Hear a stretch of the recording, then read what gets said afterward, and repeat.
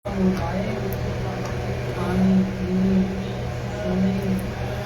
আল্লাহর বান্দারা, আল্লাহ সুবহানাহু ওয়া তাআলার দয়া, আল্লাহ সুবহানাহু ওয়া তাআলার রহমত এবং অনুকম্পাকে প্রতিক্ষণে আমাকে স্মরণ করতে হবে। কারণ আল্লাহর দয়া এবং ইহসান ছাড়া আমি সামান্য সময়ও কল্পনা করতে পারি না।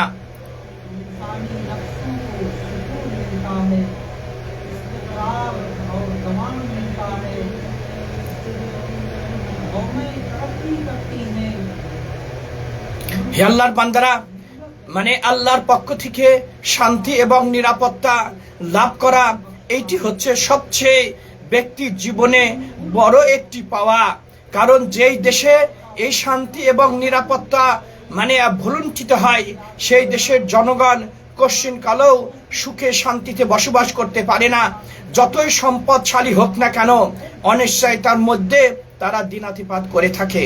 সুতরাং হে আল্লাহর বান্দারা, শান্তি এবং নিরাপত্তা যেই দেশে বিরাজ করে, সেটি কিন্তু আল্লাহর পক্ষ থেকে বান্দাদের উপরে বিশেষ একটি অনুকম্পা এবং রহমত।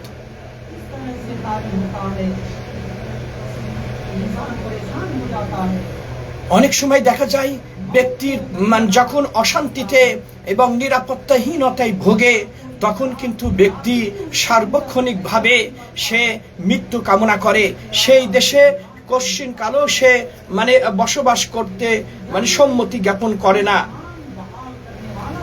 অবশেষে সে অনেক সময় আত্মহত্যার মতন এই অন্যায় সে হচ্ছে অন্যায়ের পথ কিন্তু বেছে নেয়। হে আল্লাহর বান্দারা, আমরা যে বেলাদুল হারামাইনে বসবাস করছি, এই দেশে আল্লাহর পক্ষ থেকে সম্পূর্ণরূপে শান্তি এবং নিরাপত্তা বিরাজ করছে। এটি কিন্তু আল্লাহর পক্ষ থেকে বিশেষ একটি অনুগ্রহ, অনুকম্পা। জেনে রাখুন যে আল্লাহ সুবহানাহু ওয়া তাআলা যদি কোনো ব্যক্তিকে সারা পৃথিবীর যে মূল্য, এই পরিমাণ সম্পদ যদি দান করে, আর যদি সে নিরাপত্তাহীনতায় যদি ভোগে, কশ্চিনকালেও এই নিরাপত্তার মোকাবেলায় এই সম্পদ তার কাছে যেন কিছুই নয়। পক্ষান্তরে অপর ব্যক্তি দিন আনে দিন খায়, কিন্তু সম্পূর্ণরূপে নিরাপত্তা বোধ করে, শান্তি বোধ করে, যে দিন রাত 24 ঘন্টা সে চলাফেরা করবে, কারোর পক্ষ থেকে কোনো রকম ছিনতাইয়ের দুষ্কৃতকারীদের কবলে পড়ার কোনো ভয় নাই। এই ব্যক্তি কিন্তু সবচেয়ে অন্তরের দিক দিয়ে বড় ধনী।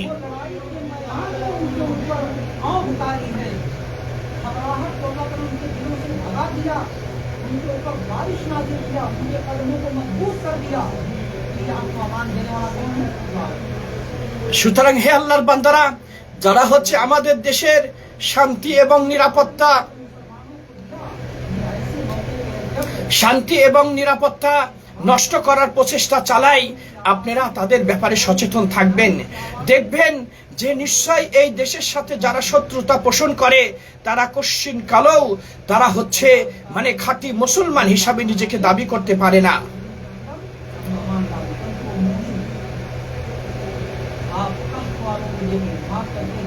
আমরা যদি আসহাবের কাহাফের ঘটনা যদি আমরা একটু পর্যবেক্ষণ করি, সেখানেও আমরা দেখতে পাবো যে ওই দেশে হচ্ছে তারা এই আল্লাহ সুবহানাহু ওয়া তাআলার একত্ববাদকে যখন অনুধাবন করতে চেষ্টা করলো, যেই দেশের মানুষ শিরকে নিমজ্জিত ছিল, ওই দেশের বাচ্চাকে তারা প্রভু হিসাবে গণ্য করত।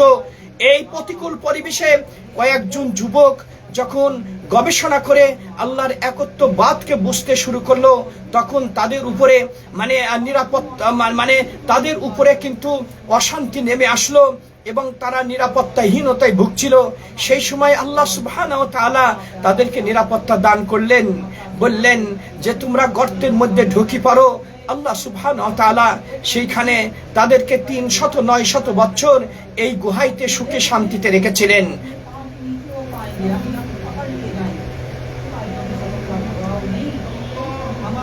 সুতরাং হে আল্লাহর বান্দারা, যে কোনো ব্যক্তিকে যদি আল্লাহ সুবহানাহু ওয়া তাআলা রক্ষা করতে চান, আল্লাহ সুবহানাহু ওয়া তাআলা যদি হেফাজত করতে চান, কোনো ব্যক্তি তার সামান্যতম ক্ষতি করতে পারে না।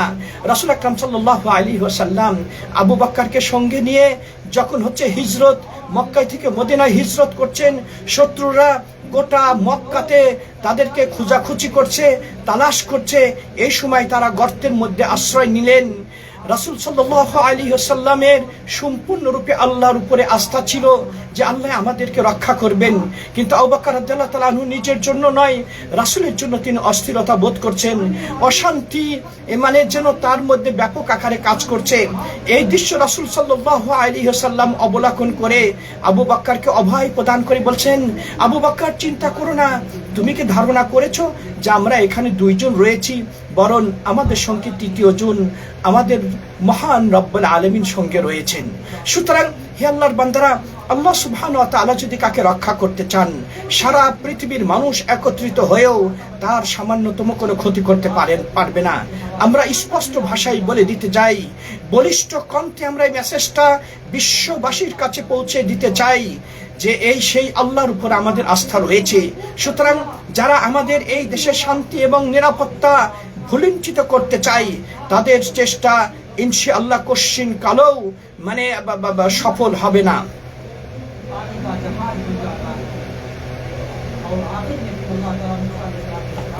হে আল্লাহর বান্দারা, আমরা যদি মুসা আলাইহিস সালামের ঘটনা যদি আমরা সেখানে পর্যবেক্ষণ করি, তাহলে দেখতে পাবো যে অতি প্রতিকূল পরিবেশে মুসা আলাইহিস সালাম জন্মগ্রহণ করলেন। যে সময় ফেরাউন সরকারিভাবে বনি ইসরায়েলের কোনো ব্যক্তি, কোনো মহিলা যদি গর্ভবতী হতো আর যদি সন্তান প্রসব করার পর বুঝতে পারত যে পুত্র সন্তান প্রসব করেছে, সাথে সাথেই এই মানে পুত্র সন্তানকে সে জীবন্ত মানে কতল করত, কবর দিত। এই প্রতিকূল পরিবেশে মুসা আলাইহিস সালাম জন্মগ্রহণ করলেন। আল্লাহ সুবহানাহু ওয়া তাআলা কিভাবে তাকে রক্ষা করলেন সেইটি হচ্ছে বিশেষ করে সূরা কসস যদি আমরা মানে সেইখানে যদি রিসার্চ করি, তাহলে দেখতে পাবো বিস্তারিতভাবে আল্লাহ ঘটনা উল্লেখ করেছেন। সুতরাং এইভাবে অসংখ্য ঘটনা রয়েছে। কেউ যদি কারোর ক্ষতি করতে চায় আর আল্লাহ সুবহানাহু ওয়া তাআলা যদি তাকে রক্ষা করতে চান, হেফাজত করতে চান, কশ্চিন কালেও কেউ তার সামান্যতম ক্ষতি সাধন করতে পারবে না।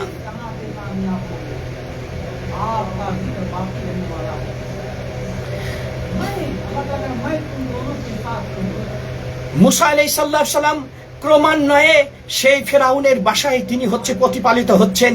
রাজপ্রাসাদে মুসা আলাইহিস সালাম গড়ে উঠছেন।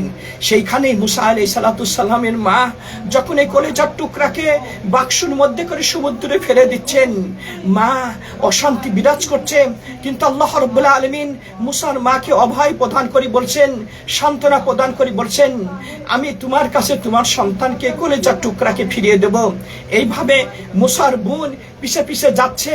তারা যখন মানে সমুদ্রে যখন ফেরাউনের স্ত্রী আসিয়া এই মানে সুন্দুক খুলে এই ফুটফুটে চেহারার সন্তানকে দেখতে পেল, বাসায় নিয়ে গেল।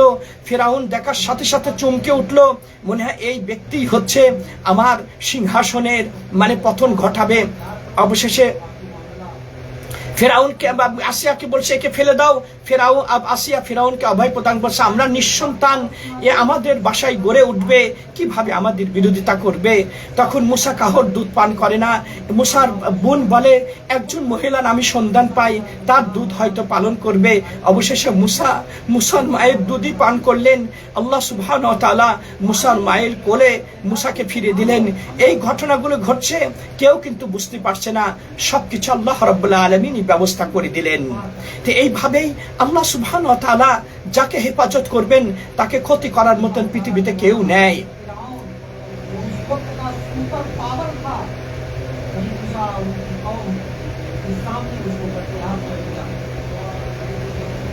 হে ইমানদার বান্দারা, জেনে রাখুন ভয় এবং নিরাপত্তা সবই আল্লাহর হাতে রয়েছে। সুতরাং আমাদের উচিত হচ্ছে সৃষ্টিকর্তা আল্লাহর উপরে আস্থা রাখা, আল্লাহর উপরে বিশ্বাস রাখা। নিশ্চয় আল্লাহ রাব্বুল আলামিন হেফাজত করবেন।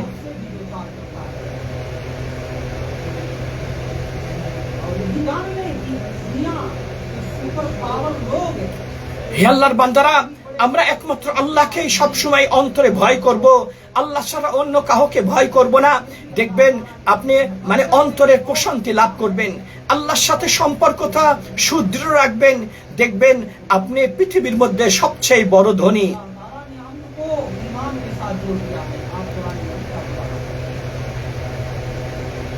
সুতরাং হে আল্লাহর বান্দারা, সে আল্লাহর উপরে আস্থা রাখুন, সে আল্লাহর উপরে বিশ্বাস রাখুন, আল্লাহ নিশ্চয়ই হেফাজত করবে। আল্লাহ আমাদের সকলের উপর বরকত দান করুন। আমি আমার জন্য, আপনাদের জন্য আল্লাহর কাছে ক্ষমা প্রার্থনা করছি। আপনারাও আল্লাহর কাছে ক্ষমা প্রার্থনা করুন, নিশ্চয়ই তিনি ক্ষমাশীল, দয়ালু।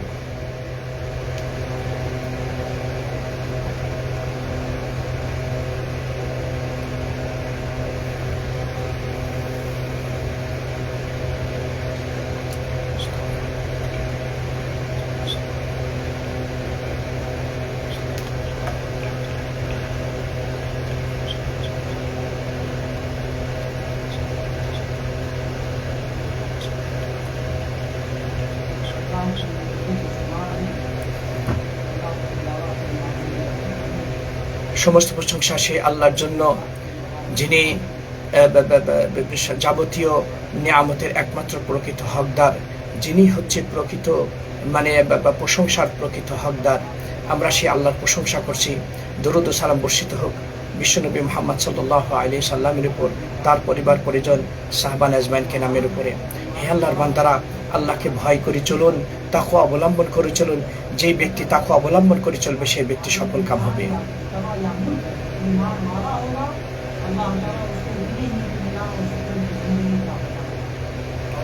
আল্লাহ সুবহানাহু ওয়া তাআলা তার কালামে পাকে অসংখ্য জায়গায় উল্লেখ করেছেন যে নিশ্চয় আল্লাহ রাব্বুল আলামিন তার ইমানদার বান্দাদেরকে সমস্ত প্রকার বিপদ আপদ থেকে রক্ষা করবেন। সুতরাং যে যতই হচ্ছে আমাদের এই দেশের শান্তি এবং নিরাপত্তা নষ্ট করার প্রচেষ্টা চালাবে, ততই তারা ক্ষতিগ্রস্ত হবে, বিশ্ববাসীর কাছে তারা লাঞ্ছিত অপমানিত হবে।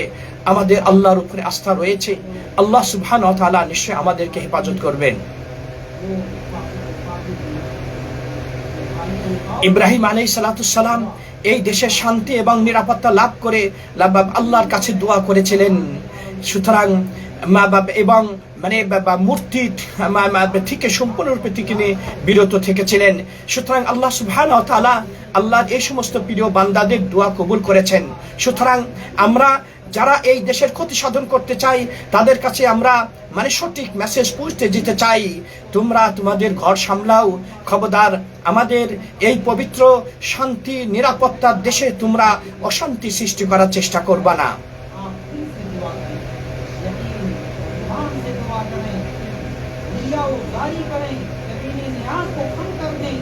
হে আল্লাহর বান্দারা, আমরা আল্লাহ সুবহানাহু ওয়া তাআলার নিকট সবসময় দোয়া করব, হে আল্লাহ আপনি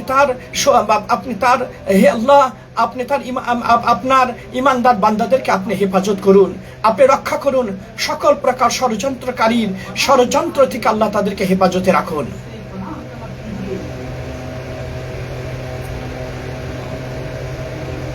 হে আল্লাহ, আমরা আপনার সুন্দর সুন্দর নামের মাধ্যমে আমরা আপনার কাছে চাচ্ছি, হে আল্লাহ আপনি আপনার ইমানদার বান্দাদেরকে রক্ষা করুন, তাদের সম্মান রক্ষা করুন।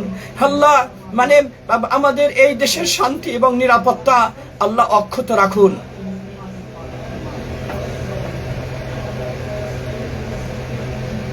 হে আল্লাহ, আমরা আপনার সুন্দর সুন্দর নামের বরকতে আপনার কাছে চাচ্ছি, আল্লাহ আপনি আমাদেরকে বিজয় দান করুন। আল্লাহ এই তাওহীদের দেশকে আপনি হেফাজত করুন, আল্লাহ আপনি রক্ষা করুন। আল্লাহ এই দেশের শান্তি এবং নিরাপত্তা আল্লাহ আপনি স্থায়ী রাখুন। হে আল্লাহ, যারা হিংসার বশবর্তী হয়ে আমাদের এই দেশের শান্তি এবং নিরাপত্তা নষ্ট করার জন্য চিন্তা ভাবনা করছে, তাদের সকল ষড়যন্ত্র নস্যাৎ করে দিন, তাদের সকল ষড়যন্ত্র তাদের ক্ষতিতে পরিণত করে দিন, তাদের লাঞ্ছিত অপমানিত করে আল্লাহ আমাদের অন্তরের প্রশান্তি আপনি দান করুন।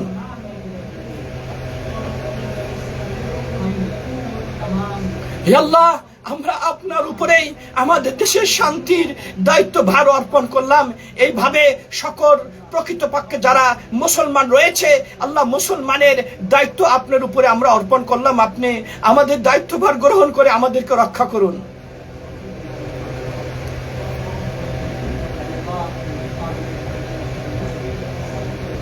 হে আল্লাহ, আপনি আমাদের শাসককে আল্লাহ হায়াতে তাইয়্যিবা দান করুন এবং তার পরবর্তী উত্তরসূরি সকলকে আল্লাহ হায়াতে তাইয়্যিবা দান করুন।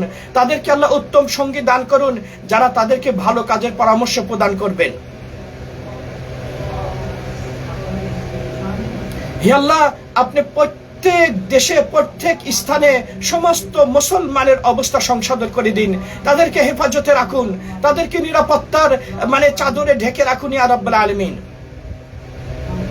হে আল্লাহ, সমস্ত মুমিন মুসলমান সকলকে আল্লাহ আপনি জীবিত মৃত সকলকে ক্ষমা করে দিন। আল্লাহ আপনি আমাদেরকে শান্তি প্রদান করুন, নামাজ কায়েম করুন, যা কিছু করছেন সেই সম্পর্কে আরো সম্যক অবগত আছে।